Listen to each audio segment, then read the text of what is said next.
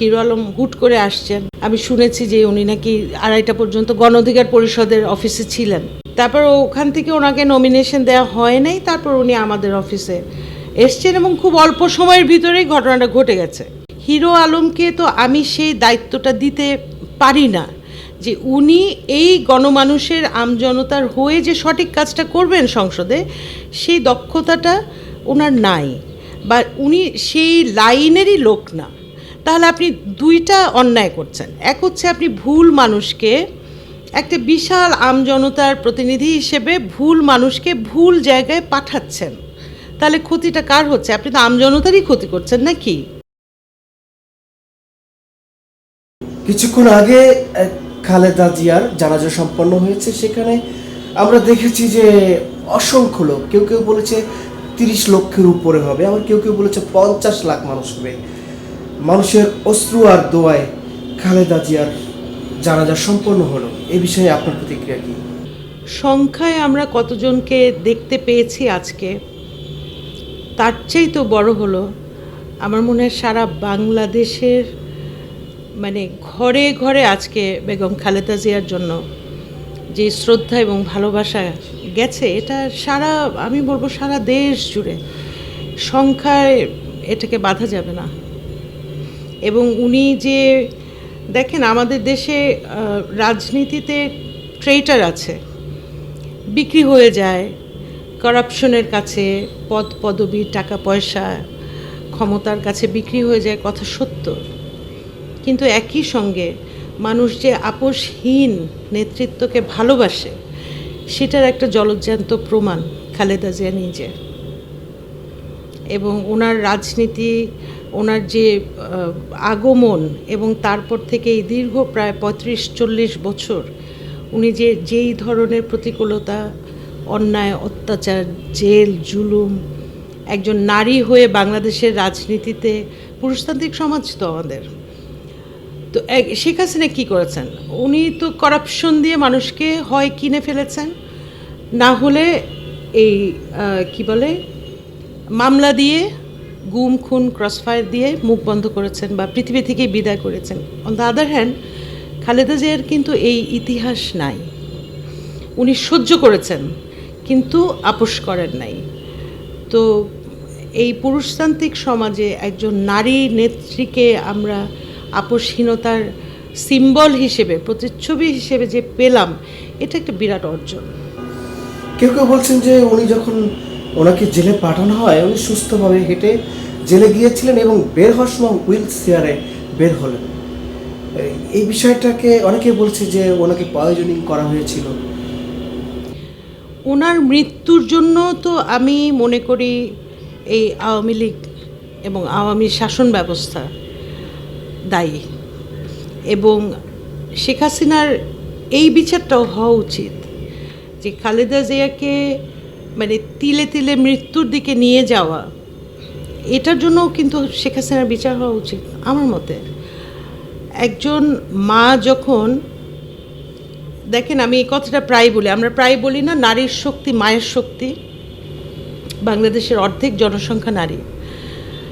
একজন মা যখন তার সন্তানদেরকে, মানে যেটা ওনার সহ্য করতে হয়েছে, এক ছেলে মারাই গেল, উনি দেখতে পারেন নাই, আরেক ছেলে নির্বাসিত করা হলো জোর করে, অত্যাচার করার পরে, হ্যাঁ, এরপরেও একটা মা যখন আপোষ করেন না, আপনাদের কিন্তু বুঝতে হবে এটা কমপ্লিটলি একটা ডিফারেন্ট জিনিস। এটা শুধু মায়েরাই ফিল করতে পারবে।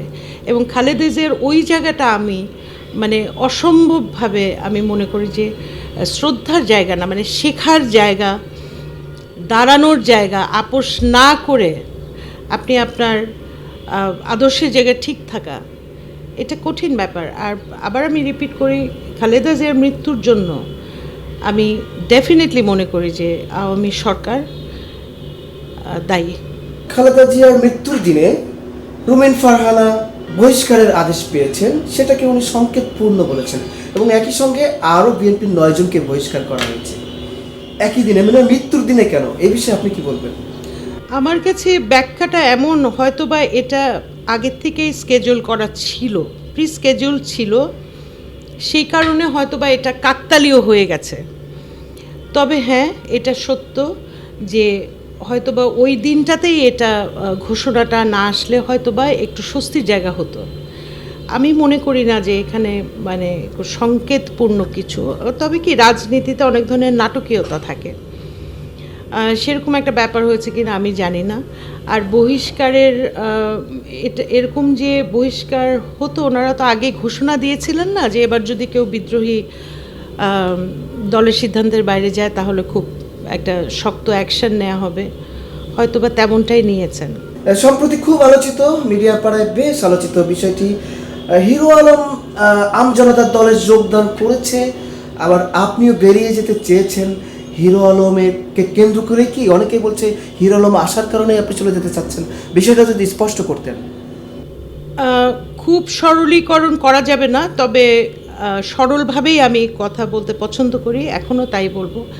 হিরো আলম একটা সিম্বল আমার কাছে, কোন অর্থে সিম্বল, যে বাংলাদেশের আপনি যদি রাষ্ট্রের নীতিমালা তৈরি করেন, আইন প্রণয়ন করতে চান, তাহলে তার প্ল্যাটফর্মটাই হচ্ছে জাতীয় সংসদ।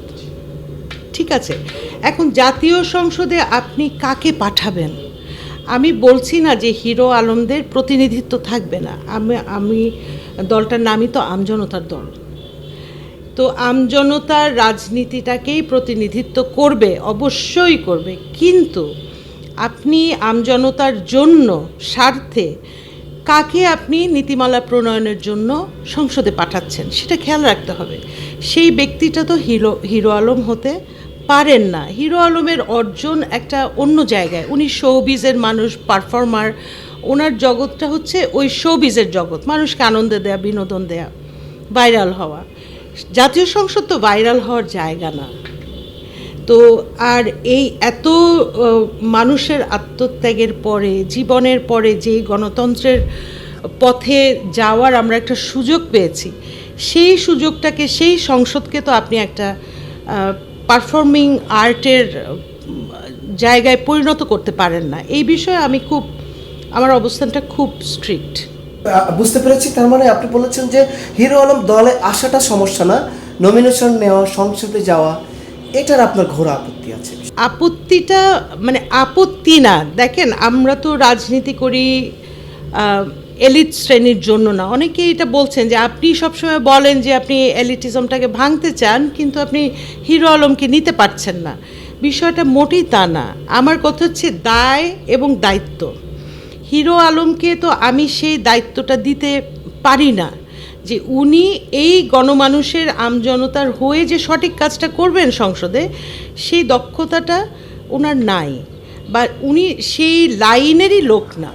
তাহলে আপনি দুইটা অন্যায় করছেন। এক হচ্ছে আপনি ভুল মানুষকে, একটা বিশাল আমজনতার প্রতিনিধি হিসেবে ভুল মানুষকে ভুল জায়গায় পাঠাচ্ছেন, তাহলে ক্ষতিটা কার হচ্ছে? আপনি তো আমজনতারই ক্ষতি করছেন নাকি?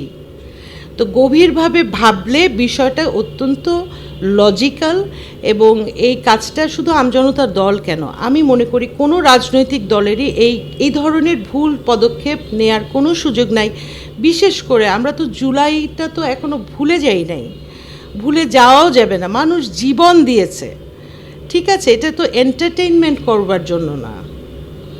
এখানে আমাদের প্রত্যেকের স্ট্রিক্ট হওয়া উচিত, এবং আমি আশা করি যে আমজনতা দলের যারা লিডারশিপে আছেন তারা, আমি বিশ্বাস করি ওনারা এই বিষয়টাকে অনুধাবন করতে পারবেন। হিরো আলমকে নমিনেশন দেওয়ার বিষয়ে লিখিত আকারে কিছু দিয়েছেন, সে দলে আসতেই পারে, কিন্তু সে নির্বাচন করতে পারবে না। আমাদের ছোটোখাটো একটা মানে হুট করে হয়েছে, তো হিরো আলম হুট করে আসছেন।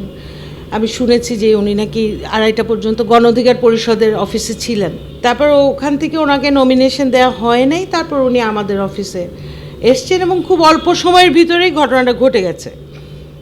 তো তার ভিতরেও আমাদের ছোট একটা মিটিং, ঠিক বলবো না, ছোট্ট একটা আলোচনা হয়েছে 5-10 মিনিটের, যেই কয়জন ছিলেন তাদেরকে নিয়েই।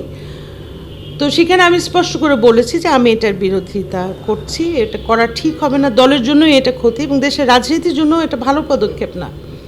তো যাই হোক, ওনারা হয়তো হুটহাট করে, তখন হিরো আলম বসা, হয়তো বা ভদ্রতার কারণেও হতে পারে, অনেক কিছু করতে পারেন না। আবার আমাদের যিনি সাধারণ সম্পাদক তারেক ভাইয়ের জেলার লোক, বগুড়ার লোক, তো জেলা পর্যায়েরও একটা প্রেশার ছিল, মানে এলাকার স্থানীয় ছেলেদের। তো হয়তো ইনস্ট্যান্টলি তেমন কিছু তখন করে ফেলা যায় নাই, কিন্তু আমি মৌখিকভাবে সেটা বলেছি স্পষ্ট করে, আর আমি ফেসবুকেও লিখেছি এবং আমার মনে হয় মানুষজন এটা ধরতে পেরেছে, মানে আমার লেভেল থেকে তো আমাকে বলতে হয়। changeTV.press, এক ফোঁটা হলুদও নেই।